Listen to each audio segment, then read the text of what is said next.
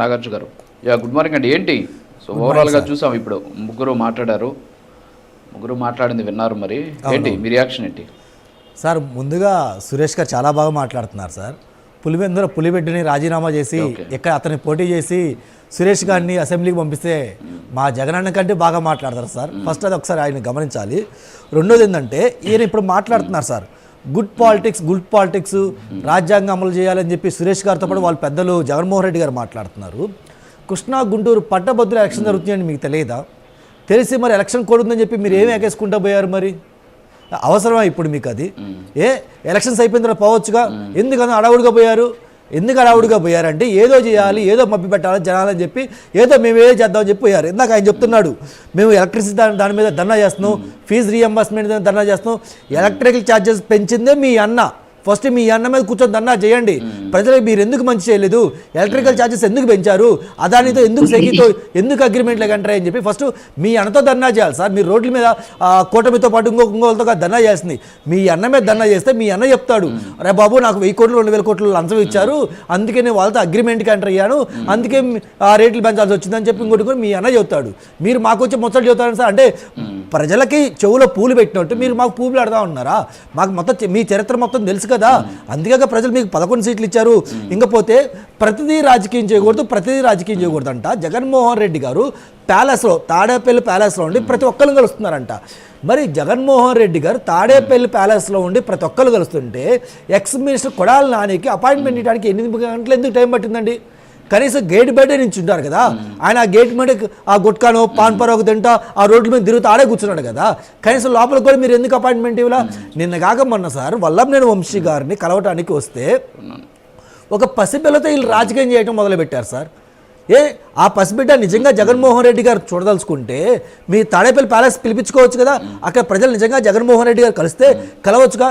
నాకు బాగా గుర్తు సార్, నారా చంద్రబాబు నాయుడు గారు అంత వయసులో కూడా ఆయన పార్టీ ఆఫీస్కి ఎవరైనా వస్తే ప్రతి ఒక్కరితో నించోని అయిపోయిన దాకా ఉండి ఫోటోలు దిగి పంపించేవాళ్ళు సార్. నేను చాలా వీడియోలో చూశాను, దగ్గరుండి కూడా చూశాను. ఈవెందో అప్పుడు ఆయన ప్రతిపక్ష నేత.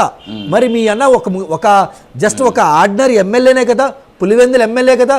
మరి నిజంగా తాడేపల్లి ప్యాలెస్కి వచ్చిన ప్రతి ఒక్కరిని కలుస్తుంటే మీరు కాంగ్రెస్ లీడర్ మర్చిపోతున్నారు, మీరు చంద్రబాబు నాయుడు గారు మీరు పొగుడుతున్నారు. మరి అంటే లేదు సార్, అక్కడ ఉంది కాబట్టి చెప్తున్నాం సార్, అది నిజం. ఇప్పుడు నేనేదో ఏదో మాట్లాడితే కాదు కదా సార్, ఆయన దిగారు, విజువల్స్ ఉన్నాయి, అన్నీ ఉన్నాయి. ఎందుకంటే మరి విజువల్స్ ఉన్నప్పుడు నేను చెప్పాలి కదా. వీళ్ళలాగా మంచిని కూడా చెడని ఎలా చెప్తాను సార్ నేను? మాకు ఆధారిద్దరు దేనికి? మేమేమైనా కూలోలం కాదు కదా జెండాలు మోయడానికి పొద్దుకులు. ఆయన చేశాడు, అది మంచి కాబట్టి నేను మంచిగా జరుగుతున్నాను, నేను కళతో పాటు చూశాను కాబట్టి చెప్తున్నాను. మరి ఈయన అంటున్నాడు కదా, నిజంగా మరి ఆ పసిబిడ్డని మీరు తాడేపల్లి ప్యాలెస్ పిలిపించుకొని మరి మీరు ఆడ ఫోటోలు దిగొచ్చు కదా. ఇక్కడ ఎందుకు ఫోటోలు దిగుతున్నారు, ఇక్కడ ఎందుకు తీసుకొచ్చారు? ఇంకోసారి నాకు చాలా అసలు అర్థం. ఆయన ఎవరిని కలవాలా ఏంటి అనేది పక్కన పెడదాం. ఇప్పుడు ఏంటి మీ పార్టీ అధినేత అంటే I mean me PCC president కూడా మాట్లాడారు, జగన్మోహన్ రెడ్డి ఎమ్మెల్యేగా రాజీనామా చేయాలి దమ్ముందా అని చెప్పి. ఆ పాయింట్కి వస్తున్నా సార్. ఇంతకుముందు జగన్మోహన్ రెడ్డి గారు ముఖ్యమంత్రి కాకముందు అయినప్పుడు కూడా వీళ్ళు ఏం మాట్లాడేవాళ్ళు అంటే నారా లోకేష్ గారిని కానీ లేదంటే మా నేత రాహుల్ గాంధీ గారిని కానీ పప్పు అని మాట్లాడేవారు సార్. ఇక్కడ ఒకటి అర్థం చేసుకోవాలి, 2014 కానీ 2019లో కానీ కాంగ్రెస్ పార్టీకి అపోజిషన్ లీడర్ లేదు సార్. లేకపోయినా రాహుల్ గాంధీ గారు అసెంబ్లీకి వెళ్ళి నరేంద్ర మోదీ అతి బలంగా ఉన్న నరేంద్ర మోదీ ఢీ కొట్టాడు సార్, క్వశ్చన్ చేశారు సార్, ప్రజలు మెప్పించి ఈరోజు ప్రతిపక్షం తెచ్చుకున్నాడు సార్. మరి మమ్మల్ని పప్పు అంటున్నారు, మరి మీ అన్న ఏంటి? మీ అన్న ఏంటయ్యా? కనీసం ఇప్పుడు మీ అన్నని పిల్ల అంటున్నారు, మీ అన్నని తుప్పు అంటున్నారు. వాళ్ళ పప్పు కాదు, మీ అన్న తుప్పు అంటున్నారు. కనీసం మీకు 11 మంది ఎమ్మెల్యేలు ఇచ్చారు కదా, మరి ఎమ్మెల్యే బాధ్యతలు ఏంది? అసెంబ్లీకి వెళ్ళి మాట్లాడటం ఒక ఎమ్మెల్యే బాధ్యత. మీరు కనీసం అది ఎందుకు ప్రాపర్గా ఇది చేయలేకపోతున్నారు?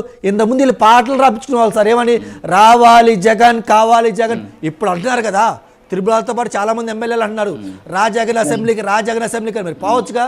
మీ అన్న ఎందుకు బాటలేదు?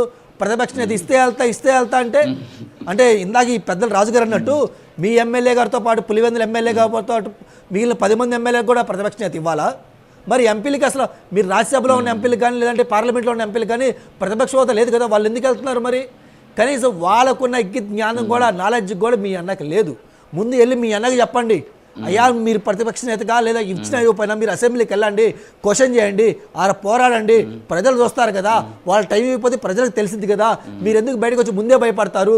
మేము ఇంతకుముందు అసలు మీ మీద వెలివేషన్లు పులి పులి పులి పులి వెలివేషన్ సాంగ్స్ రాపించుకున్నాం, సాంగ్స్ రాపిస్తే వెలివేషన్ రాదు, మేము ప్రెస్లో మాట్లాడితే వెలివేషన్ రాదు, మేము డిబేట్లో మిమ్మల్ని పులి పులి అంటే వెలివేషన్ రాదు, మీరు అసెంబ్లీకి వెళ్ళి పోరాడితే వెలివేషన్ వచ్చింది, ప్రజల్లోకి వెళ్ళి ప్రెస్ మీట్ పెట్టి విలేకరులు అడిగిన 10-20 క్వశ్చన్లకి సమాధానం చెప్తే పులిపులు అంటారు సార్. మేము మాట్లాడితే పులిపులి రాదు.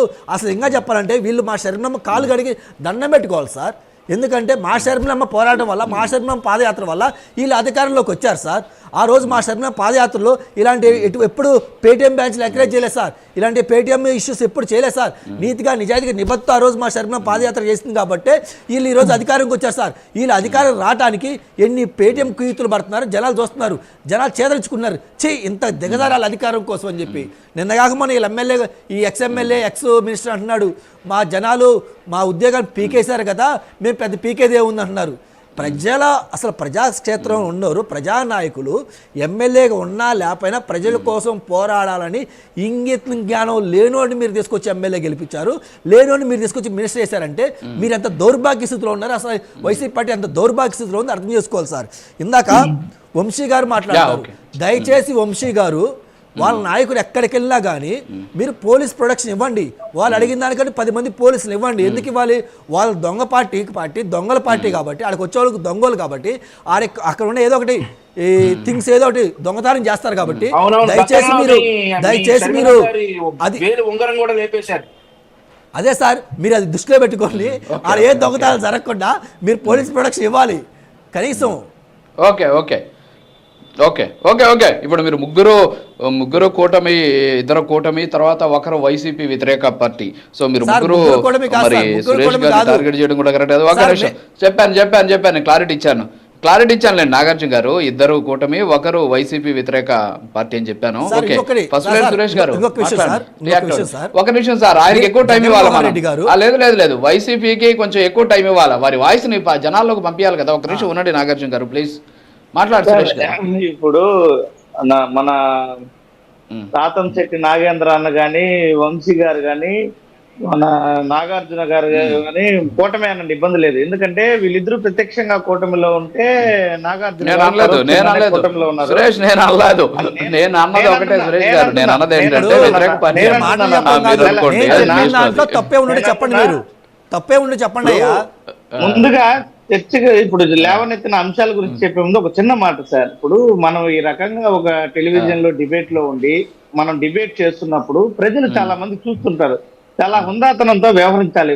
చాలా అసహ్యంగా అశ్లీలకంగా ఈ నాగార్జున గారు, ఆ వంశీ గారు మాట్లాడే తీరు ఏమాత్రం కూడా పద్ధతిగా లేదు.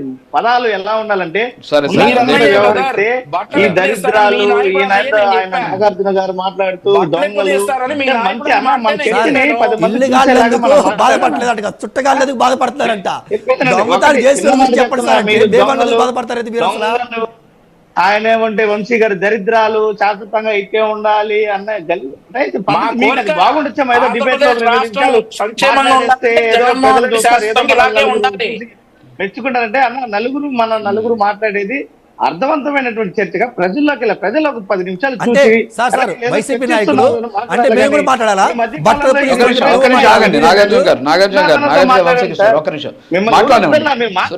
విమర్శ చేయండి, విమర్శ చేసేదానికి కూడా మీ యొక్క మాట తీరు బాగుండాలి కదా. నేను అడిగేది అదే, మీరు అనండి, విమర్శించండి, విమర్శించొద్దండి అని నేను అనట్లా.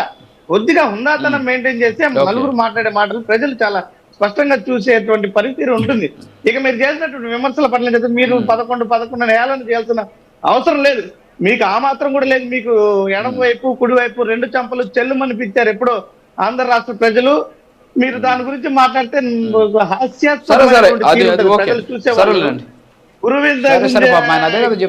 పెరగదన్నట్టు మీరు వచ్చి మాట్లాడుతున్నారన్న ఏం చెప్పాలి నాగార్జున? ఇది పద్ధతి, ఇది రాష్ట్రంలో చాలా మాట్లాడుకోవాలి. 11 సీట్లు అన్నటువంటి పెద్ద మనిషి అది తెలుసుకుంటే ఇప్పుడు ఇద్దరు ఒకటే కదా. ఇప్పుడు వైసీపీకి సంబంధించిన ఎమ్మెల్యేలు అసెంబ్లీకి పోవట్లా, కాంగ్రెస్ ప్రాతినిధ్యం లేదు. సో ఇద్దరు ఒకటే కదా.